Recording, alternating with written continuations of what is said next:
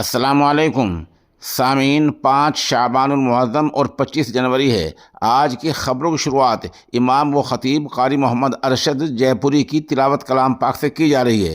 साथ ही अलमिया वाली ख़बर यह है कि उर्दू ज़ुबान के मशहूर शायर जनाब ताहिर फराह साहब की रूह इस क़फ़स उनसुरी से दार बाक़ी की तरफ तकरीबन 77 बरस की उम्र में रहलत कर गई है। इन्ना लिल्लाहि व इन्ना इलैहि राजिऊन।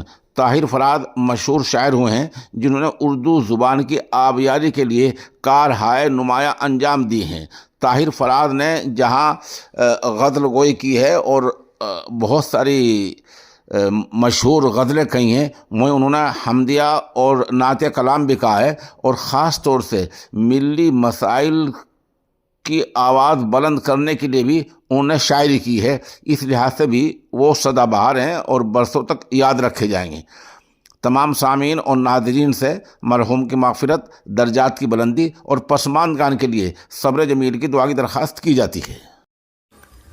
अऊज़ु बिल्लाहि मिनश शैतानिर रजीम। बिस्मिल्लाहिर रहमानिर रहीम। वमन ताब वअमिल सालिहन फइन्नहु यतूबु इलल्लाहि मताबा। वल्लज़ीन ला यशहदून अज़्ज़ूर वइज़ा मर्रू बिल्लग़्वि मर्रू किरामा।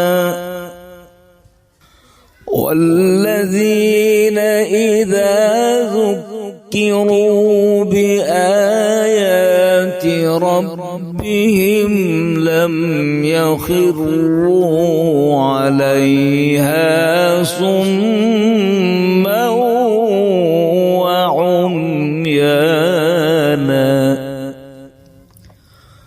वमन ताब वअमिल सालिहन फइन्नहु यतूबु इलल्लाहि मताबा।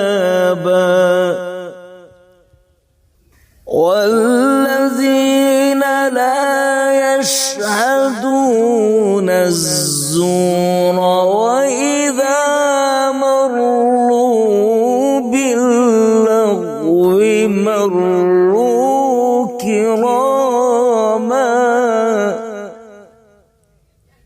वल्लज़ीन इज़ा ذُكِّرُوا بآيات ربهم لم يخروا عليها صما وعميانا. والذين يقولون ربنا هب لنا من أزواجنا وذرياتنا قرة أعين. ربنا هب لنا من أزواجنا وذرياتنا قرة أعين وجعلنا للمتقين إماما. أولئك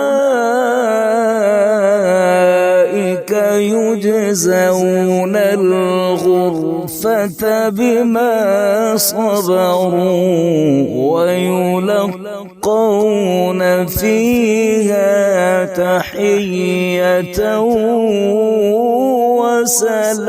وسلاما. خالدين فيها حسنت مستقرا ومقاما. قل ما يعبأ بكم ربي لولا دعاؤكم فقد كذبتم فسوف يكون لزاما فقد كذبتم فسوف يكون لزاما صدق الله العظيم.